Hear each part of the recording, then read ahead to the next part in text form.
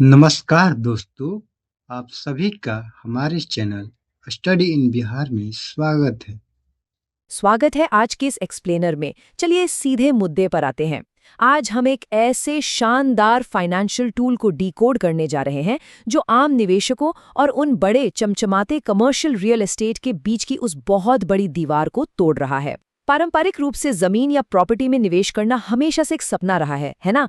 लेकिन जब भी कोई आम इंसान रियल एस्टेट से रेंट कमाने का सोचता है तो उसके सामने कई मुश्किलें खड़ी हो जाती हैं। आज हम उसी दीवार को तोड़ने वाले एक मॉडर्न सॉल्यूशन यानी REITs की गहराई में जाएंगे।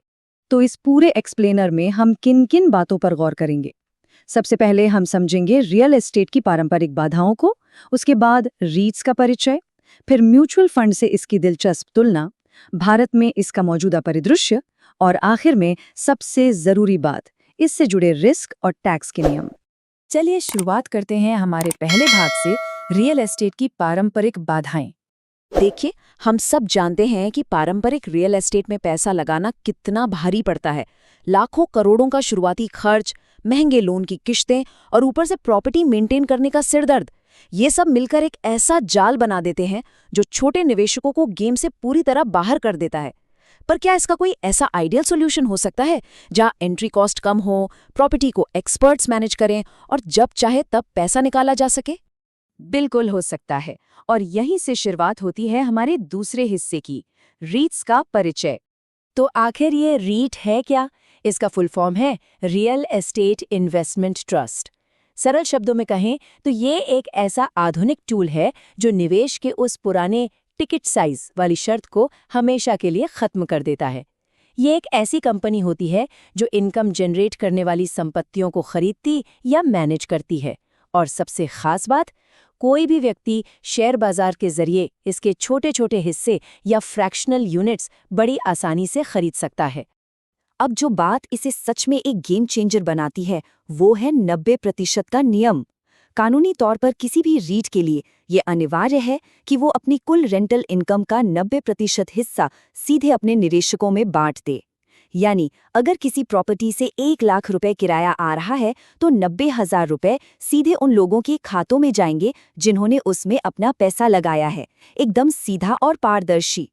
इसे और बेहतर ढंग से समझने के लिए आइए इसे एक बहुत ही जानी मानी चीज से जोड़कर देखते हैं।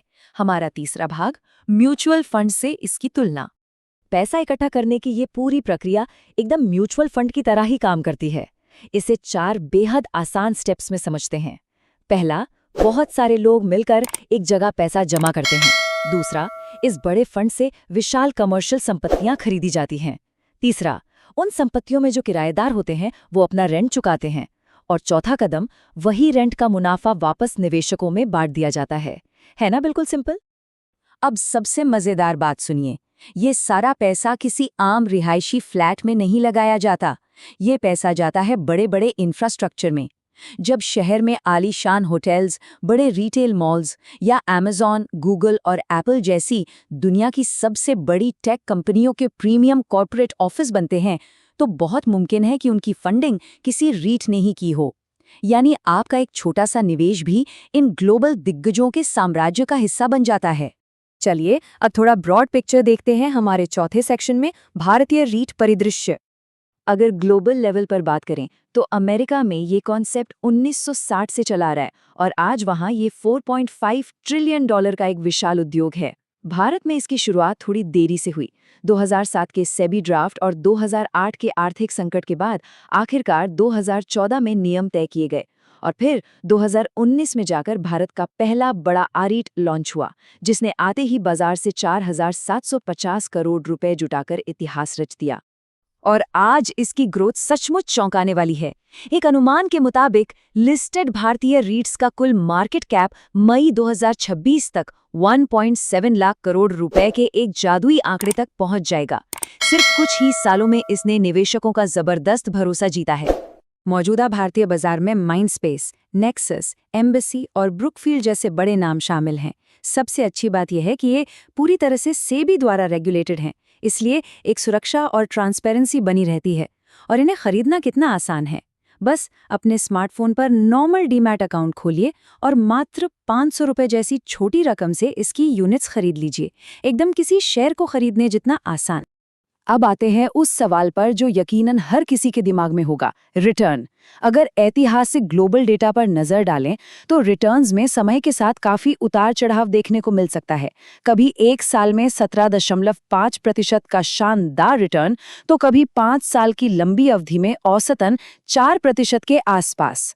और यही डेटा हमें एक बहुत ही क्रिटिकल पड़ाव पर ले आता है, हमारा 5वां और आखिरी भाग, जोखिम और कराधान, यानी रिस्क और टैक्स की जमीनी हकीकत।